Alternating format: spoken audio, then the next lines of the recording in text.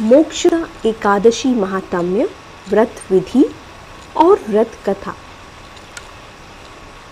प्राचीन मनीषियों, ऋषियों, मुनियों एवं संतों ने अपने मन पर काबू रखकर प्रभु नाम की लौ मन में जलाकर रखी और कई कई वर्षों तक कठोर तप करके जीवन मृत्यु के चक्र से मुक्त हो गए। गृहस्थ जीवन में रहकर हम मनुष्य किस प्रकार मोक्ष प्राप्त कर सकते हैं, इसके लिए कृपालु भगवान ने एकादशी व्रत का महात्म्य बताया है। यूं तो वर्ष के अंतर्गत आने वाली सभी एकादशी पुण्यदायिनी है, परंतु जो मोक्ष की कामना रखते हैं उनके लिए मार्गशीर्ष शुक्ल पक्ष की एकादशी, जिसे मोक्षदा एकादशी कहते हैं, इसका व्रत बड़ा ही उत्तम है। ऐसा योगेश्वर भगवान श्री कृष्ण कहते हैं। मोक्षदा एकादशी व्रत विधि, इसके बारे में श्री कृष्ण कहते हैं, दशमी के दिन सात्विक भोजन करना चाहिए। शुद्ध मन से भगवान दामोदर का स्मरण करते हुए सोना चाहिए। सुबह ब्रह्म मुहूर्त में उठकर स्नान करें। भगवान की प्रसन्नता के लिए धूप, दीप, तिल, तुलसी की मंजरी, पंचामृत से लक्ष्मीपति श्री विष्णु की पूजा करें। पूजा के पश्चात विष्णु के अवतारों एवं उनकी कथाओं का श्रवण या पाठ करें।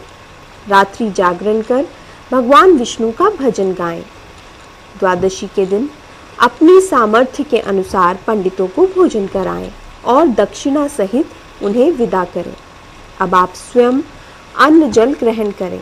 इस प्रकार मोक्षदा एकादशी करने से जो पुण्य की प्राप्ति होती है वह वाजपेयी यज्ञ से भी अधिक पुण्य देने वाला है।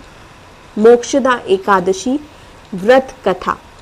भगवान कहते हैं, इस एकादशी का एक दिन का पुण्य प्राणी को नरक से मुक्ति प्रदान करने वाला है। इस संदर्भ में लीलाधारी श्री कृष्ण ने जो कथा धर्मराज युधिष्ठिर को सुनाई वह यहाँ उल्लेख करने योग्य है। भगवान कहते हैं, एक थे राजा बैखानस। उनके राज्य में सभी सुख शांति से रहते थे। योगी, मुनि, सिद्ध, संत सहित सभी जीव जंतु बिना किसी भय के अपने अपने कर्म किया करते थे। इस प्रजापालक राजा ने एक रात स्वप्न में देखा कि उनके पिता नरक की यातनाएं भुगत रहे हैं।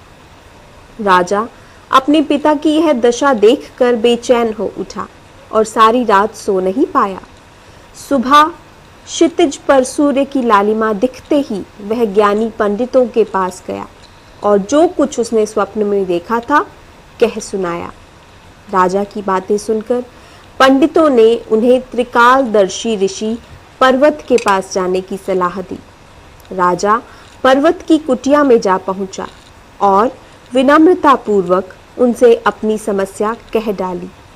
राजा की अधीरता और बेचैनी को देखकर महाज्ञानी पर्वत ने उन्हें बताया कि आपके पिता अपनी एक गलती की सजा भुगत रहे हैं।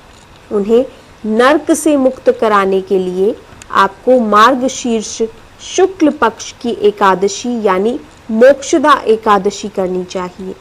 इस एकादशी का पुण्य आप अपने पिता को दे दें तो आपके पिता नरक से छूट सकते हैं।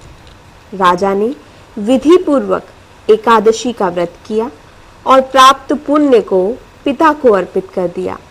राजा बैखानस के पिता इस पुण्य से नरक से मुक्त हो गए और स्वर्ग में उन्हें स्थान प्राप्त हो गया।